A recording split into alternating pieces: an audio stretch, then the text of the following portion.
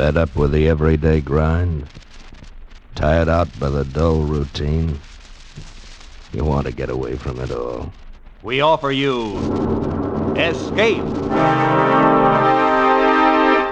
Escape, transcribed to free you from the four walls of today for a half hour of high adventure. You're aboard the Orient Express, rushing through the European night, bound for Istanbul.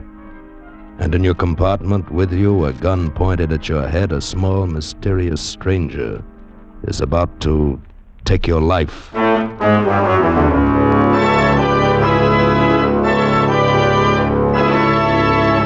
Today, we escape from reality to the tense world of Balkan intrigue as Graham Greene pictured it in his famous novel, Orient Express.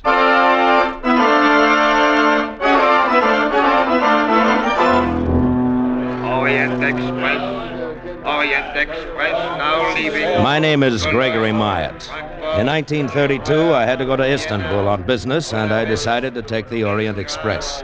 After an uneventful trip across the Channel, I found myself at the station in Ostend, Belgium, where the Orient Express began.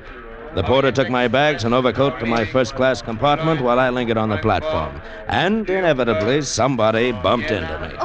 Oh, I'm sorry. Oh, that's quite all right. I wonder which way are the second-class coaches, please? That way, I think. Your suitcase looks heavy. May I? Oh, no, thanks. I can manage all right. I always have. Yeah, she had a very nice figure, trim and erect. I wondered whether she was going as far as Istanbul. Orient Express, en voiture. En voiture. I made my way down the platform to my Orient coach. Express. But there was a stranger in my compartment going through my overcoat. Young man, you have the wrong compartment. And you have the wrong overcoat. This coat is mine. Also this compartment, number 7. It happens to be number 8. 8? I have made a mistake. 1,000 apologies, sir. Oh, that's all right. Thank you. You are going to Belgrade, perhaps? No, I'm for Istanbul. So, allow me. My name is Richard John. How do you do? My name's Myatt, Gregory Myatt. I am grateful you are a fellow countryman. These little mistakes can be so difficult to explain. Fellow countryman? But I'm American. I also. I am a naturalized American all these many years, but the accent remains. Yes, I suppose it does. Well, we are underway. I will go to my compartment. A most pleasant journey, sir, and again 1,000 apologies.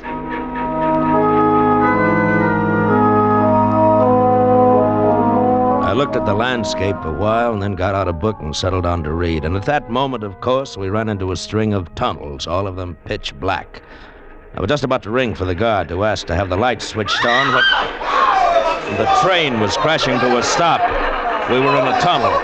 I got up and groped for the door. Went into the corridor just as the lights went on. And lying on the floor was the girl who had bumped into me. Excuse me, please. One side, please. Excuse me, please. I called the emergency cord at once. Madame as conductor, it is my duty to inform you it is not allowed for a passenger to stop the Orient Express. Mr. Myatt, if you will allow me, please. Oh, Mr. John. Hadn't we better get a doctor? I am a doctor, Mr. Myatt. Allow me. So, there is nothing wrong with this young lady. She has only fainted. Oh, good. Give me a hand, Mr. John. Let's get her into my compartment.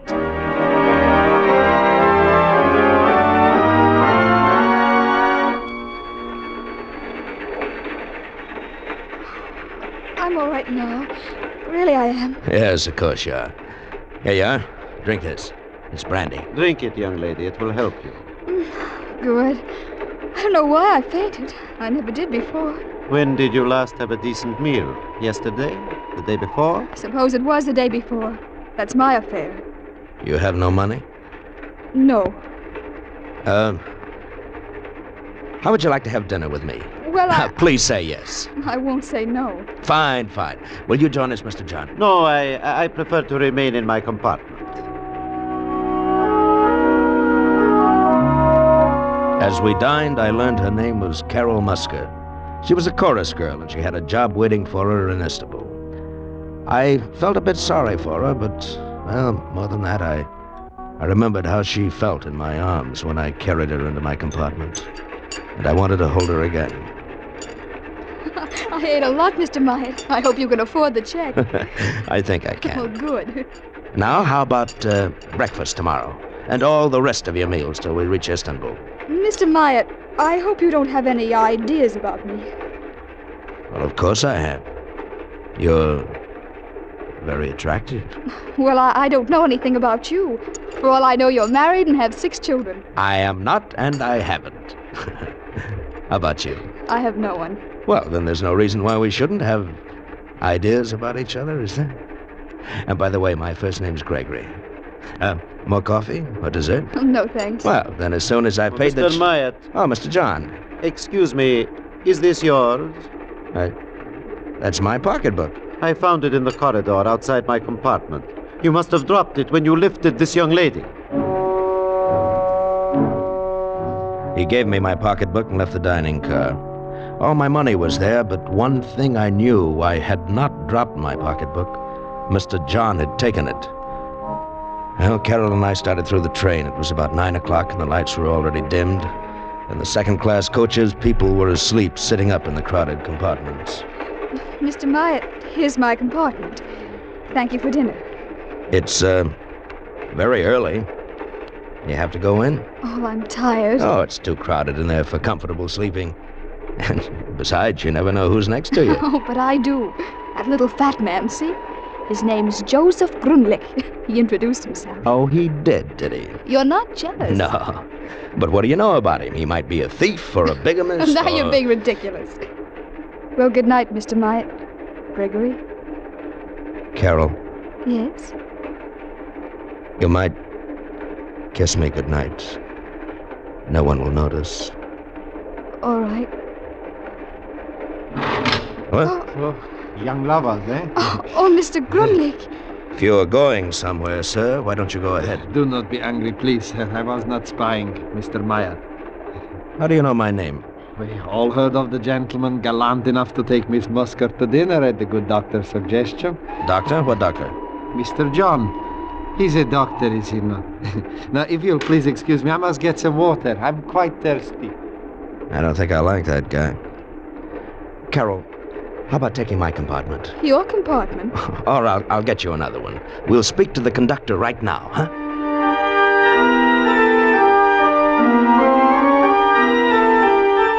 First-class compartment for the young lady, monsieur. You must wait until we arrive at Cologne. No tickets are sold aboard the Orient Express. We arrive in Cologne in, let me see, precisely 15 minutes.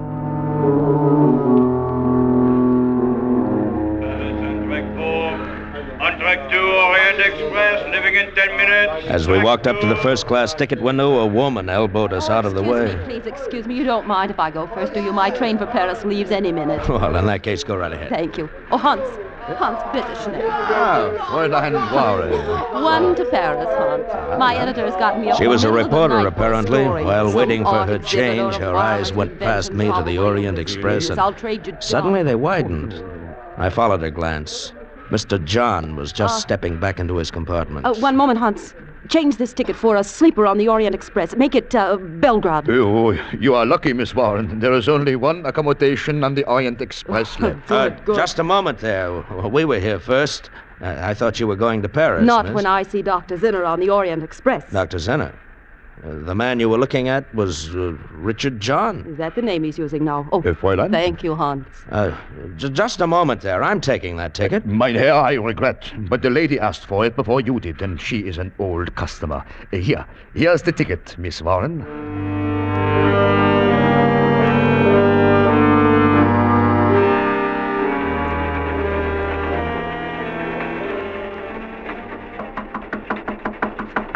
Who is it? Gregory Myatt, Mr. John. I'd like to talk to you for a moment. May we come in? Why, yes. Yes, of course.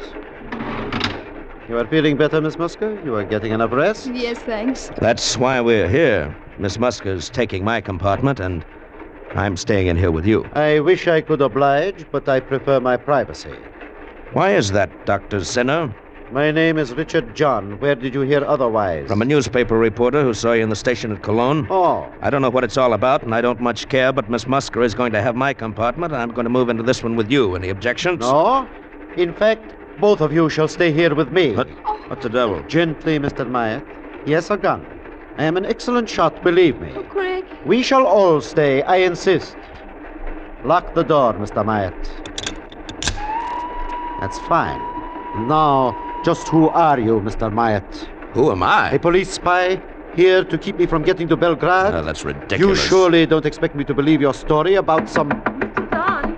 Mr. John! That sounds like the reporter from Cologne. Tell her she has made a mistake. Tell her, Myatt. Go away. You've got the wrong compartment. My name is Myatt. I'm a reporter. Mabel Warren, London Clarion. Myatt, put your arm around Miss Muska. Open the door part way, just enough for her to see both of you. I shall be behind the door, and remember, I have a gun. Oh, you're not the man I'm after, are you? My name is Myatt. I haven't the slightest idea where you can find your Mr. John. Well, I'll find him. He's on the Orient Express somewhere. Excuse me for interrupting your, Excuse me for interrupting you. Good night, Mr. Myatt. Bolt the door, please. Oh, perhaps you really are only an American businessman, Mr. Myatt. In that case, I owe you an explanation. Sit down. He told us a fantastic story. He was a political exile from his own country. He'd been forced to leave 5 years ago, and now he was going back to lead a rebellion, to overthrow the government by a coup d'etat. And to me, it made very little sense. Had it not been for the gun in his hand, I might have laughed in his face. If I am captured before this train gets to Belgrade, I will be executed. Once in Belgrade, however, I am safe. I am very popular. I know the city. There are thousands ready to hide me. And that's very interesting. Now that you believe we're who we say we are, you could put that gun away. I'll bunk here with you, and Miss Muska can go to my compartment. I cannot allow that. Among the passengers on this train are many of my countrymen. Some would be loyal if they knew about me, but others would not. Dr. Zinner will tell no one. I am sure you would not, intentionally, but it might slip out. No, I cannot permit you to leave this compartment. I'm warning you, if I can, I'm going to take that gun away from you. Don't try it, my friend. You're older than I am, Dr. Zinner. You're tired. Just how long can you stay awake?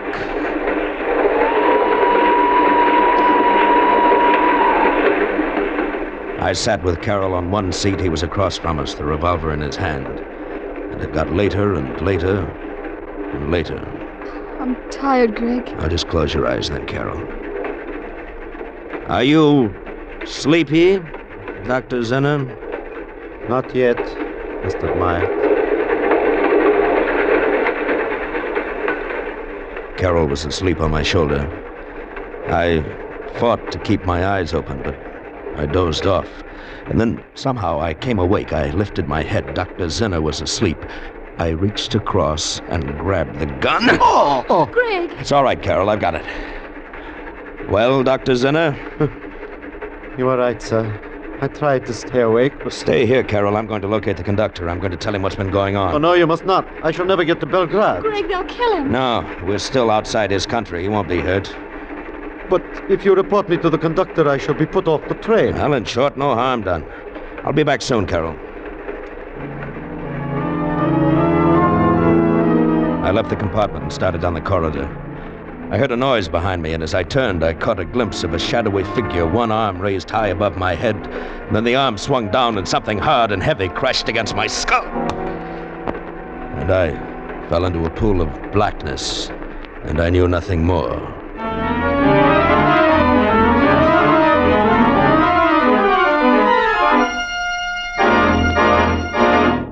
In just a moment, we will return to Escape.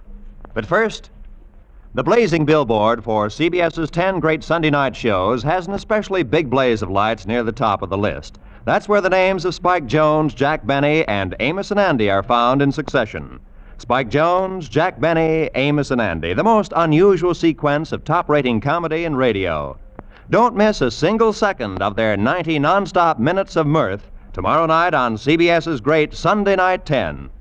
Amos and Andy and Spike Jones come to you over most of these same CBS stations, and Jack Benny is heard over them all. And now, with our star, Bill Conrad, we return to the second act of Escape and... the Orient Express.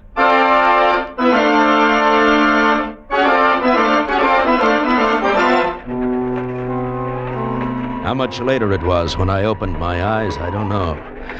Whoever had hit me had done an expert job. Might have been Zinner or even Carol. Had no way of knowing. The gun was gone. I dragged myself to my feet and stumbled down the corridor back to compartment number 7, but it was empty. Perhaps they'd moved to my compartment. I hurried to it. No, there was nothing in my compartment. My bags were gone, even my overcoat. Inside, I began to feel a strange, unreasoning fear. Why was it so quiet? Where were all the other passengers? I went along the entire corridor. I opened every door in the coach. It was completely empty. I felt as if I were going crazy. And I lost consciousness again.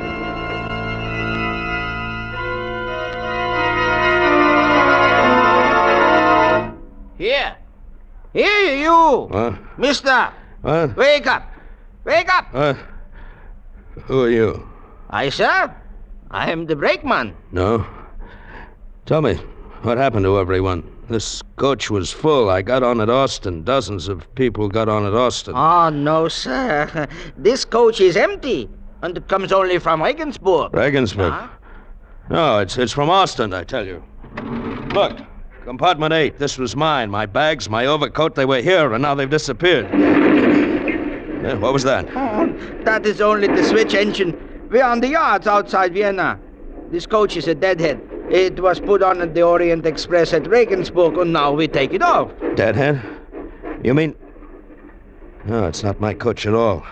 The regular coaches are... The Orient Express is in front of us, sir. If you do not want it to leave without you, you had better hurry, sir. Don't worry, I'll make it. The Orient Express was just getting underway when I dropped off the front of the deadhead. I had plenty of time to run up alongside and swing aboard. I made my way through the train to my coach and knocked on the door of Zinner's compartment. Open up in there. Who is it? Gregory Myatt, open the door. Come in, please. Lying on the berth, bound and gagged, was the reporter, Miss Warren. And standing beside her, gun in hand, was not Dr. Zinner, but Joseph Gründlich. You have a very tough skull, Mr. Myatt. I should have hit you a little harder, no? Where is Carol? Where is Dr. Zinner? Why have you tied up this reporter? No, please, not so fast. First, as to Miss Warren. I have tied her to prevent her from interfering with Dr. Zinner. Had I allowed her to file her newspaper story, Dr. Zinner would never get to Belgrade. I happen to be an ardent follower of Dr. Zinner. I was standing watch last night when you dashed into the corridor, Mr. Myatt. You had this very gun in your hand. You had obviously broken away from Dr. Zinner. Fortunately, I had a blackjack. Where is Carol and Dr. Zinner? Do you promise to do nothing to interfere with Dr. Zinner's plan? I promise nothing. No, be reasonable. The Orient Express will soon cross the border into my own country. It makes only one stop at the border for passport identification. After that, you are involved no longer. Why be stubborn? All right, Gründlich. I won't interfere. Mr. Myatt, I thank you. You may go now. Dr. Zinner and Miss Musker are next door in your compartment. Dr. Zinner was seated on one berth dozing, and Carol lay on the opposite berth fast asleep, traces of tears on her cheeks. She shivered. I covered her with my overcoat, and she woke up. Gregory, I didn't know where you were. Go back to sleep. Oh, I searched everywhere. I didn't know what to do. And I came back here. Oh, I was so tired. Dr. Zinner made me go to sleep. Everything's all right. In a few hours, everything will be fine. Now, close your eyes and go back to sleep.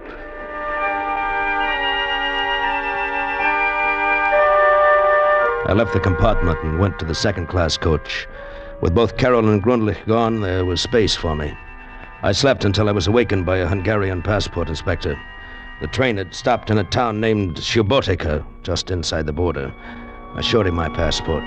Then I went to the dining car. The breakfast rush was just starting, so I gave a waiter a pound note and had him get me breakfast for two. By the time the Orient Express was 10 minutes out of Subotica, we were going down the corridor, the loaded tray tinkling as the waiter followed me. We arrived at my compartment, but it was empty. No sign of Zinner, no sign of Carol. A torn piece of paper was tucked under the cuff of my overcoat. It was a note. I have left with Dr. Zinner. I'm afraid this is goodbye. Signed, Carol Musker. Sir, the breakfast. Where shall I put the tray? What? The breakfast. Oh. Take it back. I don't want it. I sat near the window and watched the landscape drift past. My suspicions had been right all along. Dr. Zinner had played me for a fool, and so had Carol. After a while, I became conscious of a tapping sound on the wall of my compartment. It kept on, and suddenly I realized that it was coming from the compartment next to mine, someone's heel banging against the wall. It took only a minute to get next door. It was Miss Warren, the reporter, all tied and gagged. Oh, thank goodness. I thought you'd never hear me. Where's Grundlich? Where are the others? You mean you don't know what's happened?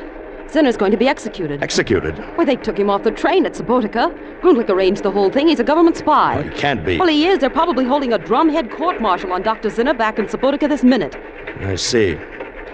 And Carol Musker's a government spy, too? The girl? No. She must be. They took her off the train. Well, they had to. They couldn't have any witnesses. Well, what will they do with her? Probably kill her. But... Hey, here, what are you doing? You can't jump out. The train's going 60 at least. I'm going back there. To Subotica? You're insane. Look, there's a small town up ahead. I saw it when I leaned out. Some cars are parked at the station. I saw them. I'm going to pull the emergency cord. Take one of those cars. What can you possibly do in Subotica? I don't know, but I'll do something. Go ahead, Mr. Myatt. I'm going with you. I pulled the emergency cord, and in a matter of seconds, the Orient Express was screeching to a halt right at the station. I flung open the door, and with Miss Warren close behind me, I ran toward the parked cars. Here, you, come here. Do you speak English? A car, gentlemen, a car very cheap. I want to go to Subotica. It's too far, 50 kilometers. I'll give you 20 pounds. Wait, get in, gentlemen, get in. We were at Subotica inside of an hour. I had the driver stop just before we got into the center of town and told him to wait. Miss Warren and I started down the main street. Mr. Myatt, look. In the doorway of a small restaurant, his back to us, talking to a chef, was Joseph Grundlich. Just keep walking. All right. Yes, exactly. Try to hear what he's saying. Yeah. Meal for 2 people. Have it sent to railroad station. A good one. It will be their last time. Did you hear what he said? Something about a last meal for 2 people to be taken to the railroad station. Don't turn your head. Just keep walking. Okay. The railroad station platform was empty, so was the ticket office. But through the window we could see the waiting room, and beyond it was a closed door to a baggage room. There was a large, old-fashioned key in the lock, and standing beside the door was a soldier with a rifle. That's why they must be in the baggage room. You don't have a gun, I suppose? No. Oh, neither do I. The key's in the lock. If I can get to it without the soldiers noticing. We've got to get the soldier away from the door, Miss Warren. How? Look, do you see that telephone over there in the far corner? Yeah. If we could somehow get the soldier over to the telephone, his view of the baggage room door would be cut off. Yeah. Look, that'll be your job, Miss Warren. Mine? Go into the waiting room and up to the telephone booth. Smile at the soldier as you go by. Then pretend you're having some trouble with the phone. Appeal to him for help. Right. When he joins you at the phone booth, keep him occupied while I go in and let him out. But he might look around. Just talk to him. Zinner and Carol and I will try to make the car. You'll have to hurry. Grundlich and that last meal may be here any minute. We'll hurry, all right. Through the grimy window, I watched as Miss Warren crossed the waiting room to the telephone, smiling at the soldier. She left the booth and walked over to him. Couldn't hear what they were saying. She smiled at him again, putting her hand on his arm. They went over to the booth. I took a deep breath and entered the waiting room. I could hear them talking as I started toward the baggage room. Anything about telephones, it's so nice of you to help. Oh, lovely lady. I'm glad to. What number you wish? Oh, yes, Carol. that's the number. Oh, here, I have it right here in my... Carol. Gregory. Quiet. Shh. No noise. Dr. Zinner, Carol, go to the station platform. Now, no noise. Come on. What do you plan? All right, follow me. Oh, no, but I heard about you. I didn't know. We started back toward the open door that led to the station platform. We went out slowly, not making a sound. Miss Warren was still talking to the soldier, and then suddenly... The voices stopped. I glanced back. The soldier's gun had fallen to the floor. He was kissing Miss Warren. We got out to the platform, and I shut the door quietly.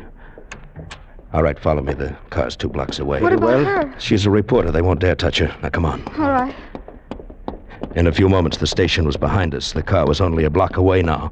We turned the corner, and walking toward us, not 10 feet away, was Joseph Grundlich and a waiter from the restaurant. Before he could collect his wits, I ran at him. He crumpled to the ground. Then I hit the waiter. All right, run for it. All right. Grundlich fired a few shots at us, but hit no one. And then we were in the car, and he fired at us no longer.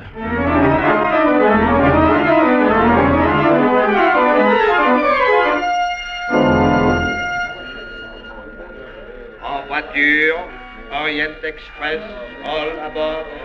Goodbye, Dr. Zinner. You sure you won't come along? Oh, I stay here in Belgrade. I shall be all right now, thanks to you. Goodbye, Mr. Myatt. Goodbye.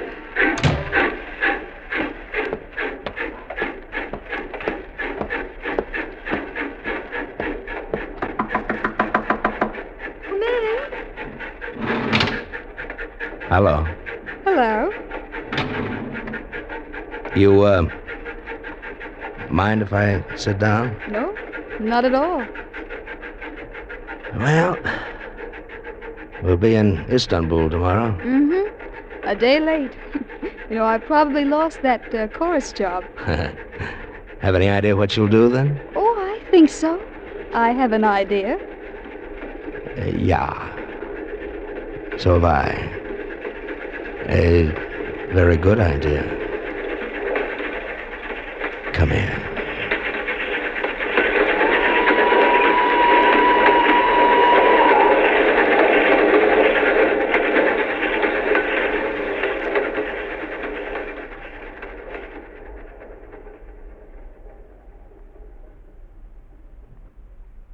Escape is produced and directed by Norman MacDonald. Today, we have presented transcribed Orient Express by Graham Greene, adapted for radio by Sheldon Stark and Walter Newman, with editorial supervision by John Dunkel. Starred as Gregory Myatt was Bill Conrad.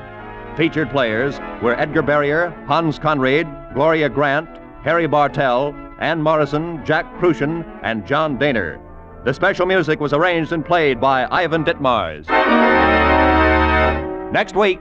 You are alone in the steaming jungle with 3 men. You know that one of them is a desperate criminal, a man you've come here to arrest, but you don't know which one. You'll have to find him before he can save himself by killing you.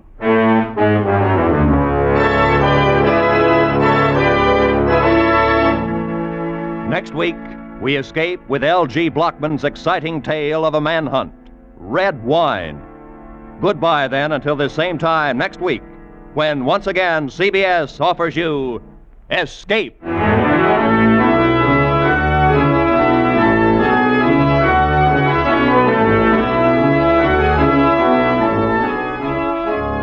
Looking for more escape drama? There'll be more coming along on CBS tonight, when most of these same CBS stations will bring you The Adventures of Philip Marlowe and Gangbusters. They're both regular Saturday night features on CBS.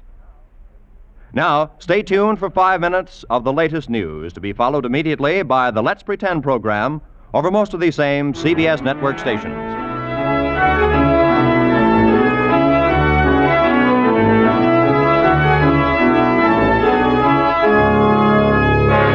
This is Roy Rowan speaking for CBS, the Columbia Broadcasting System.